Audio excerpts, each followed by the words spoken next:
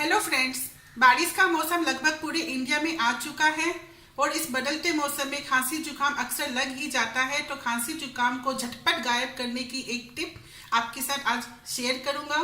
तो इसके लिए हम एक काढ़ा बनाएंगे और उसके लिए मेन इंग्रेडिएंट है ये साबुत धनिया, जिसको इस तरह से हाथों पे लेके इस तरह से करके क्रश कर लीजिए।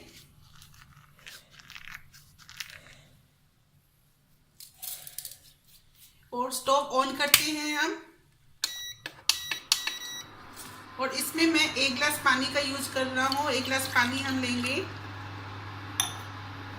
और इसमें ये साबुत धनिया डाल रहे हैं, जिसको हाथों से क्रश कर लिया था। और इसके साथ ही थोड़ा सा सौंठ पाउडर है वो डालना है, और ये थोड़ी सी पिसी हुई काली मिर्च का पाउडर है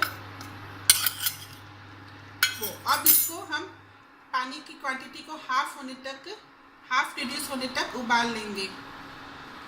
सौंठ पाउडर जिंजर का पाउडर होता है, ड्राई जिंजर पाउडर, और अगर आपके पास सौंठ पाउडर नहीं है तो आप फ्रेश जिंजर भी यूज कर सकते हैं।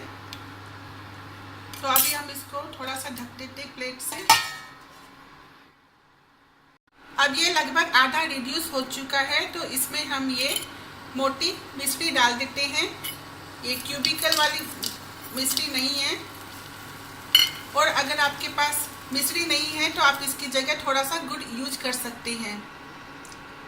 अब बस मिश्री घुलने तक पका लेते हैं और उसके बाद इसे छान के ग्लास में निकाल लेंगे।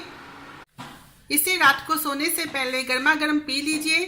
सुबह तक तो आपका खांसी जुकाम गायब ही हो चुका होगा। तो फ्रेंड्स, आप इस नुस्खे को जरूर आजमाइए अगर आपको खांसी जुकाम हुआ है तो।